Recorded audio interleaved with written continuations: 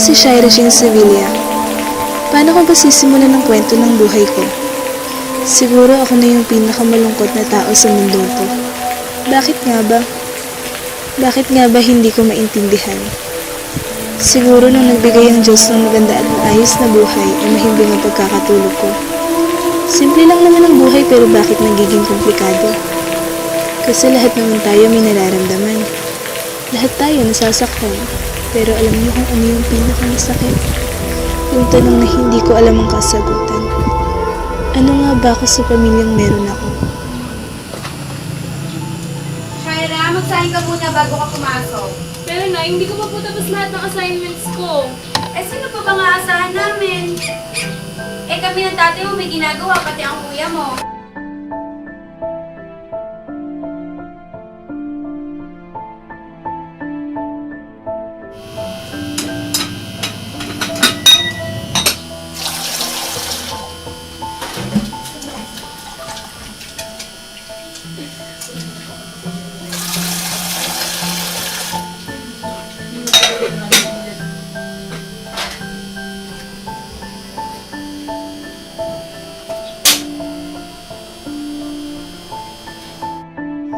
Wala akong magagawa.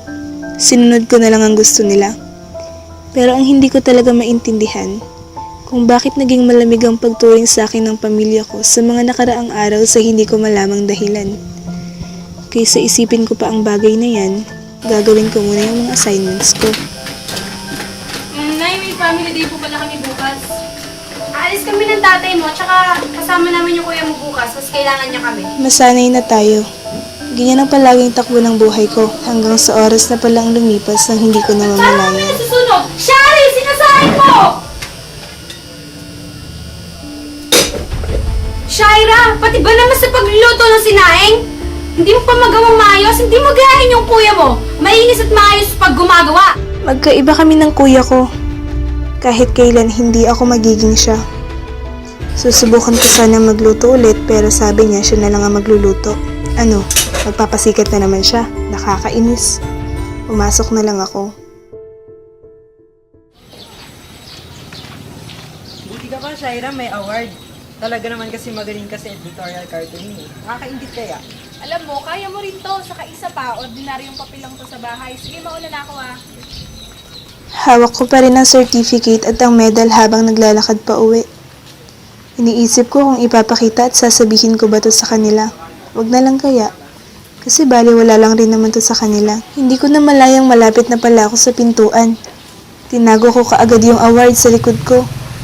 Pero bago ako tuluyang pumasok, nakita ko silang nag-uusap-usap. Sobrang seryoso. Ni hindi ko mahulaan kung anong pinag-uusapan nila. O, buti naman, nandiyan ka na. Magbihis ka na, ayos yung may gamit mo. Pagkatapos, hugasan mo yung mga pinagkainan doon. Apo, Nay.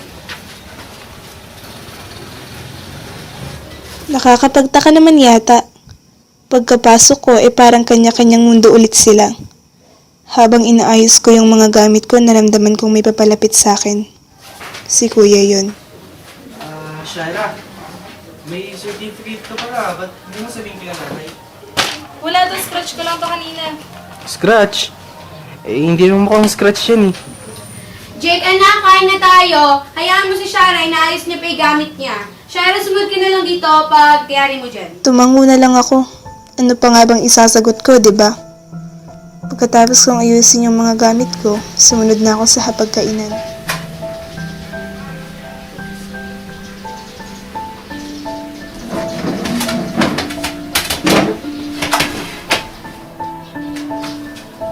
Nay, may bibilin po pala ako bukas. Pwede niyo po bang dagdagan yung baong ko? Talaga? O baka naman pandidate nyo lang ng boyfriend mo. At ano yung card na hinablot mo kanina sa kuya mo? Love letter? Hindi ko alam kung bakit ko sila sinusunod. Pero isa lang ang tanging alam ko. May inggit akong nararamdaman at pagkainis sa kuya ko. Gusto kong mapansin naman ako nila nanay. Gusto kong sa akin naman yung atensyon nila.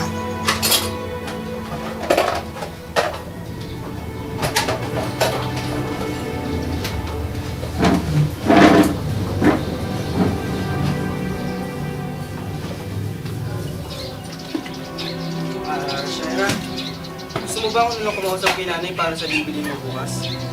Yun ang problema din kasi si nanay sa pera eh. Tapos yung ipon ko nun, pinag-aalaanan din. Pero hayaan mo, kakausapin ko si nanay. Tulungan na kita mag- Kuya, wag na, kaya ko na to. Baka kasi pag sinunod ko yung gusto ni nanay, eh mapansin niya naman ako. Eh, dati ko naman itong trabaho eh. Tulungan na kita. Kuya, ano ba? Sinabi na nga wag eh. Umalis ka nga dito. Mapapagalitan ako dahil sa'yo. Pasensya na, Shaira. Kung itong trabaho ko, napunta na sa'yo. Hindi na talaga kaya ni kuya eh.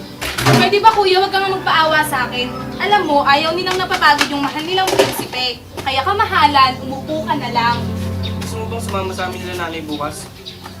Shaira, para maintindihan mo na lahat ng nangyayari. Para saan pa, kuya?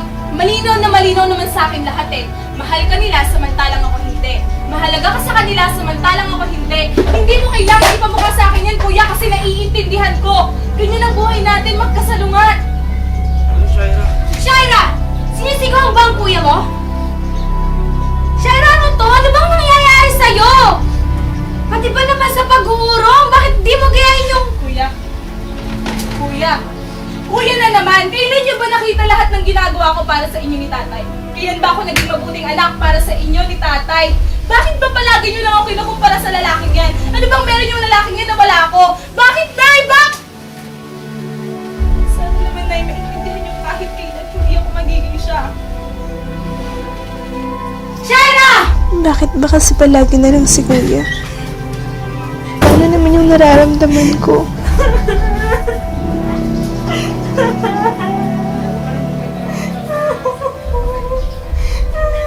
Naramdaman kong medyo bumibigat ang ulo ko dala ng sobrang pag-iyak. Kaya kumuha ako ng gamot sa sakit ng ulo na nasa taas ng cabinet. Pero may natabig akong kung anong likido na natapon sa mukha ko. Aray, tulong! Nay! Shaira, ano nangyari sa'yo? Shaira, itayo mo siya! Shaira, ano nangyari sa'yo? Shaira! At hanggang sa isang trahedya ang bumago sa buhay ko at sa pamilyang mayroon ako. Wala akong nakita.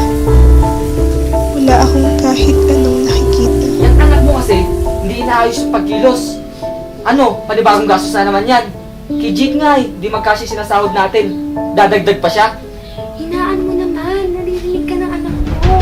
Bali, wala na lang ba ako talaga?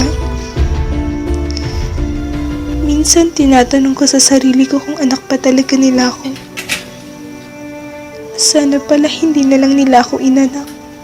Sana hindi na lang sila yung naging magulang ko. Anak, gusto mo to ng mga lang. Huwag na, kaya ko na po.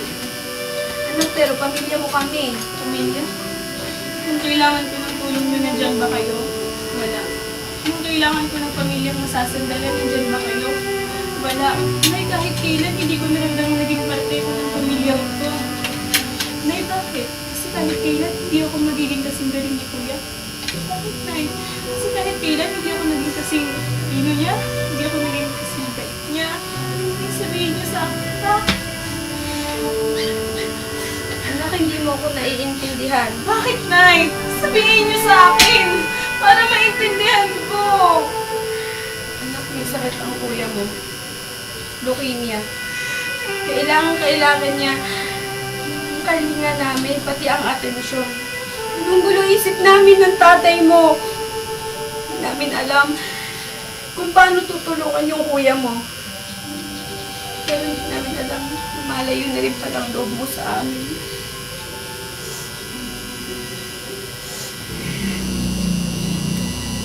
Natatandaan mo ba kung nabutan mo kaming magkakausap?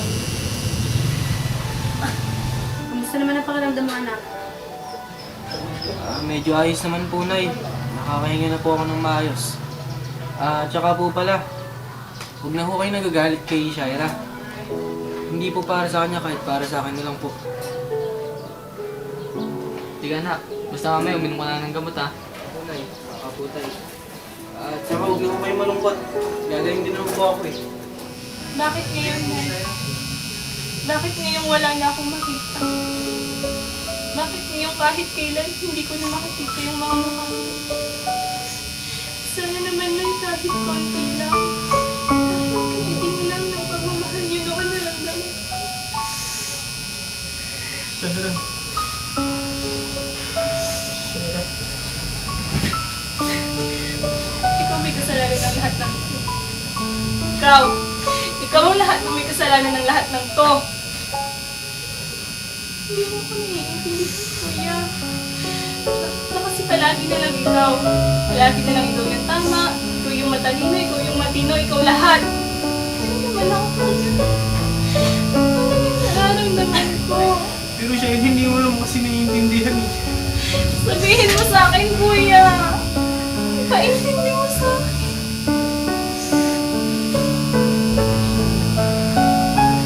Pasensya ka na.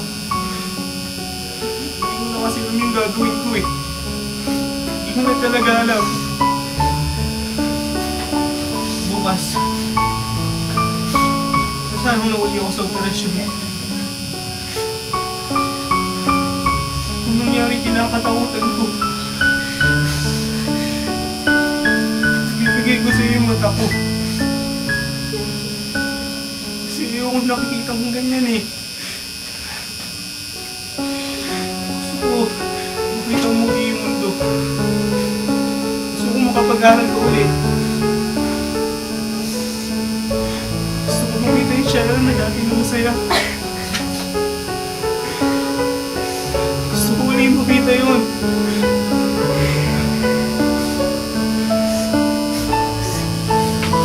Kaya mo, hindi magtatagal.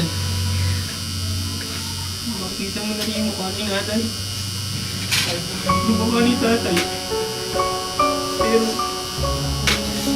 hindi ko papangako. Makikita mo ulit ako.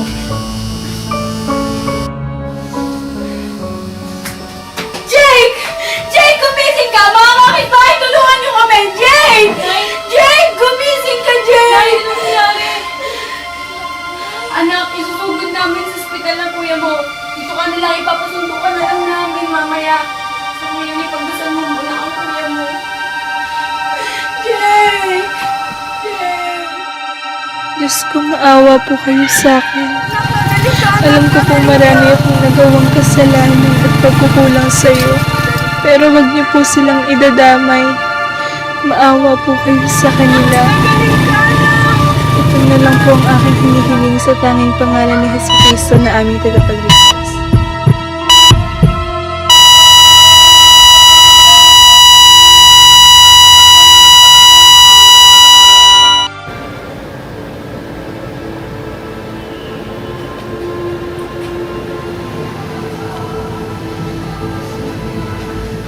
Shaira, ang nanay mo. Nay, anak, kapatid mo. Nay, ano nangyari kay kuya? Nay, sabihin niyo po sa akin, Nay! Ano ba? Kumalma ka. Gaya ng sinabi ng kuya ko, yun na rin ang operasyon mo. Nay, Nay, huwag niyo sabihin. Nay, ano nangyari kay kuya?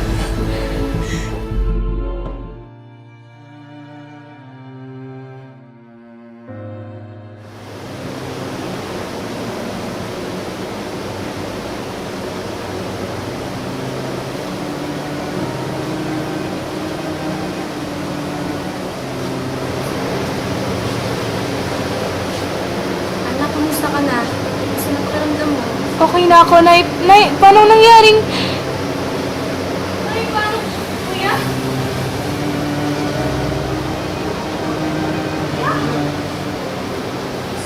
Nagulat ko siya, naghanap ako ng doktor.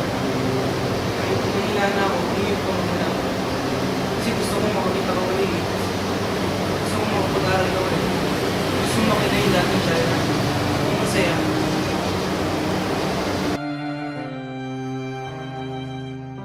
Akala ko wala nang pag-asang mabuo ang pamilya namin.